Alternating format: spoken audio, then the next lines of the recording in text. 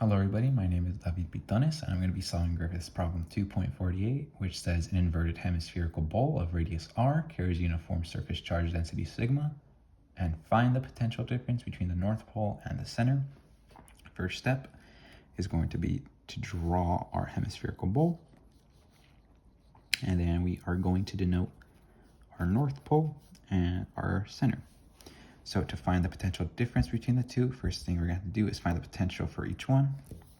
We do that using the following formula, which is potential is equal to 1 over 4 pi epsilon naught, integral of differential charge element over script r, where script r is equal to the field point minus the source point. And so first we're going to solve for the potential at the center. We can do v sub c is equal to 1 over 4 pi epsilon naught integral of sigma dA. Reason why I'm using sigma dA instead of dq is because we're dealing with an infinitely thin shell, which is a bowl in this case. And don't forget the script r. So script r is going to be the field point minus the source point. So if our field point is right here, the center, and we can make an assumption saying that our bowl is actually centered on the origin, it'll make our lives a lot easier. So if we're going to the origin, which is 0, that means the only thing that matters is where our source point is. And if our source point is at the edge, or like on the edge of the bowl, that means the distance it has to cover to get to the edge to the origin or to the center is going to be big R, because that's the radius of a sphere, right? And so in this case, we can say that script r is equal to big R. And so now what we can do is we can rewrite our equation as v sub c equal 1 over 4 pi epsilon naught times sigma big R, over big R. And then we have an integral of dA. And recall that we're dealing with a spherical geometry, so we're going to have to use the following integral and Jacobian.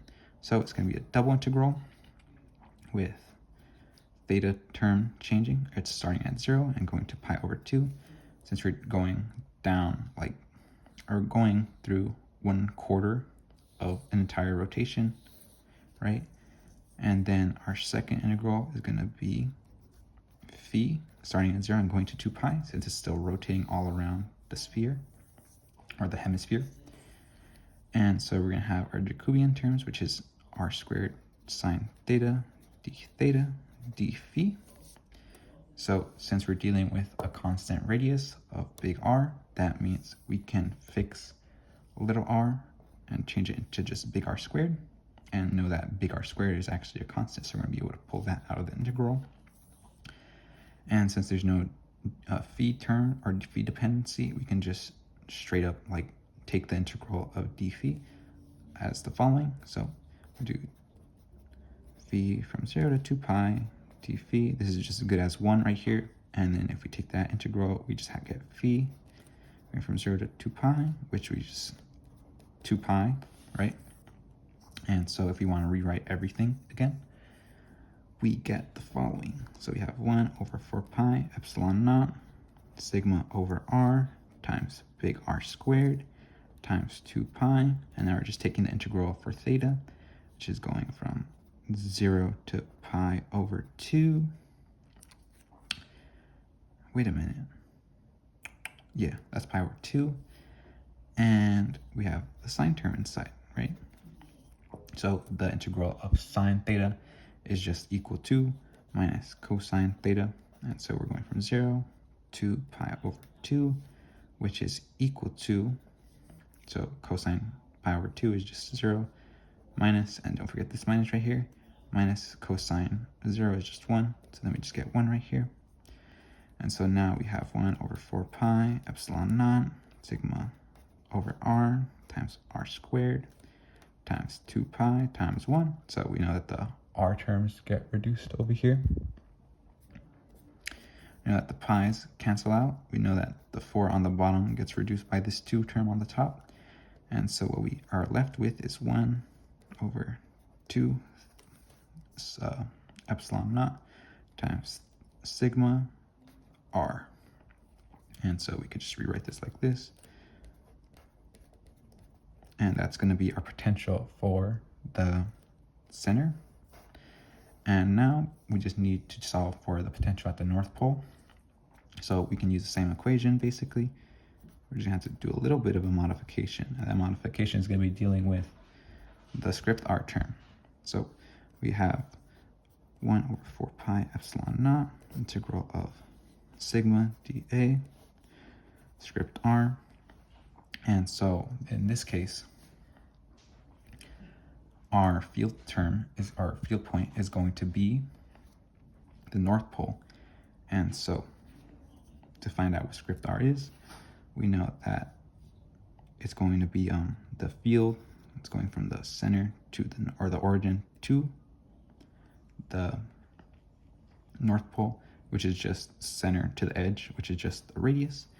And then we're going to have to find what the source point is, and that's going from the center to the edge to, the center to the edge, any arbitrary edge, right? And so that's also going to be r. But now we want to find what the source point to the field point is, which is what our script r is. So this is script r, and to figure out what script r is, we're going to have to use a funny, or a great equation actually, called the law of cosines. So I think the law of cosines is c is equal to a squared plus b squared, where a, b, and c are just legs of a triangle, right? So that's why I drew these. And so c is equal to the square root of a squared plus b squared minus 2ab cosine gamma, where in this case, we can rewrite gamma as theta, because we can be dealing with multiple different points where the source point can be from. So remember that theta is going to be, coming from the z-axis, or from the vertical axis, right? So that's where theta is going to be coming from. And so now we can rewrite this in terms we're familiar with, right? So script r is equal to big R squared, because, it's one of our big R's. And the other one also is going to be big R squared, because that's what the other length of our leg is. So we have this term right here, and cosine theta. So we can simplify this a lot by doing the following. 2r squared minus 2r squared cosine theta. You can see this r and the 2 can get out of the square root, like so. We're just left with 1 minus cosine theta inside the square root. And now we can plug this back into our North Pole potential and actually solve for it. So I'm going to just write that over here. Our VNP is equal to 1 over 4 pi epsilon naught integral of, it's actually a double integral again. And since we're still dealing with spherical geometry, then we're also going to have to write the Jacobian out. So we're also starting from theta is equal to 0, going to pi over 2. And we also have phi starting at 0 and going to 2 pi. And then we have sigma times big R squared sine theta d phi over square root 2 times r square root 1 minus cosine theta. And so realize that these terms do cancel out, or this term on top gets reduced. So we can rewrite that as the following. So VNP equals 1 over 4 pi epsilon naught times sigma r over square root of 2. And now we just have to deal with this integral, which isn't going to be too bad. But now we just got to deal with first the phi term. And since in this case, again, there is no phi dependency, we can just do it the separate integral for phi, which is going to be phi going from 0 to 2 pi is equal to phi which from 0 to 2 pi, which is just 2 pi, right? And so we're also going to be able to take that out of the integral. And I'm actually going to rewrite this on this side now. So we have our potential of the North Pole is equal to 2 pi over 4 pi epsilon naught times sigma r over square root of 2. And I'll reduce these later. So now we just have to deal with this theta integral. where theta goes from 0 to pi over 2. And yeah, so now I have sine theta over square root of 1 minus cosine theta and d theta. To solve this, we're going to have to use trusty old u sub, where u is equal to 1 minus cosine theta, and du is equal to sine theta d theta, because the integral, or the derivative of cosine theta, is minus sine theta, right? And so now we get to plug this into our integral, where this gets du over square root u. You can also rewrite this once more as the integral of u minus 1/2 du, and this just equals 2u 1/2, and then I can't write any of the, what's it called, the bounds, because we have to replace this back with what our u is supposed to be equal to. And so I'm going to do that down here. So we have the integral, or not the integral, but we have 2 square parentheses 1 minus cosine theta 1/2, and then we're going to evaluate this from pi over 2, or from 0 to pi over 2, and that's going to be equal to, let's do this, let's see, I'll take the 2 out.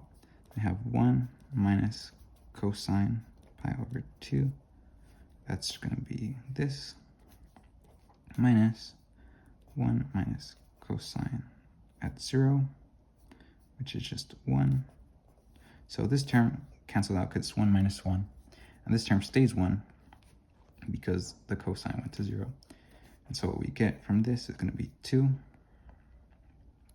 And so now what we should get is the following.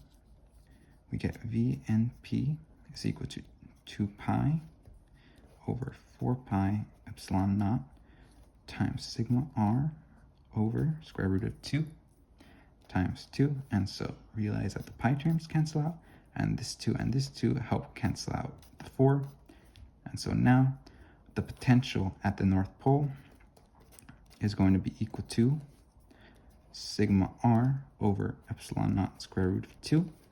And so with this, now we're ready to cook our final answer, which is going to be the potential difference between the North Pole and the center. So now we just have to write the following, which is potential at the North Pole minus the potential at the center is equal to sigma r over square root of 2 epsilon naught minus sigma r over 2 epsilon naught.